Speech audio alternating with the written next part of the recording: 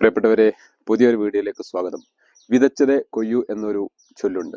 സഖാക്കളുടെ പ്രിയപ്പെട്ട വായനക്കാരനും സഖാക്കളുടെ പ്രിയപ്പെട്ട നേതാവുമായിട്ടുള്ള എം സ്വരാജ്, അതോടൊപ്പം തന്നെ കേരളക്കരയിലെ ഒരു പ്രമുഖ യൂട്യൂബറുമായിട്ടുള്ള എം സ്വരാജ്, ആ എം സ്വരാജിനെ ഹിന്ദുത്വ വർഗീയവാദി പ്രതീഷ് വിശ്വനാഥിന്റെ കൂടെ നിന്നുകൊണ്ടുള്ള ഒരു ഫോട്ടോ പ്രചരിപ്പിച്ചതിന്റെ ഭാഗമായി സഖാക്കൾ സൈബർ ലോകത്ത് ഹാലിളകി നടക്കുകയാണ്. സഖാക്കളെ വിതച്ചതേ കൊയ്യൂ.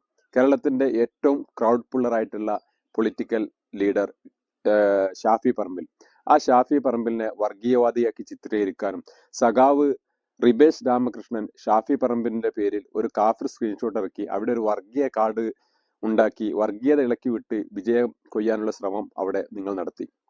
ഫാത്തിമ തഹ്ലിയ മുസ്ലിം ലീഗിന്റെ എക്കാലത്തെയും സമര രംഗത്തൊക്കെ വളരെ സജീവമായി നിൽക്കുകയും അതിന്റെയൊക്കെ ബോൽഫലകം എന്നുള്ള നിലക്ക് മുസ്ലിം ലീഗ് ഒരു സ്ഥാനാർത്ഥി പദവി ഫാത്തിമ തഹ്ലിയക്ക് നൽകുകയും ആ ഫാത്തിമ തഹ്ലിയ പേരാമ്പ്രയിൽ ഒരു ഓളം ഉണ്ടാക്കുന്നു എന്ന് മനസ്സിലാക്കി അവിടെയും വർഗീയ കാർഡ് ഇറക്കാൻ ശ്രമിച്ച് കൗമിലെ കുട്ടി എന്നുള്ള ഒരു രൂപത്തിൽ അവിടെ ഒരു വർഗീയ വിഭജനത്തിന് ശ്രമിച്ച് അവിടെ LDFന്റെ കൺവീനറായിട്ടുള്ള TP രാമകൃഷ്ണനെ വിജയിപ്പിക്കാൻ വേണ്ടിയിട്ടുള്ള ശ്രമം CPIM നടത്തി.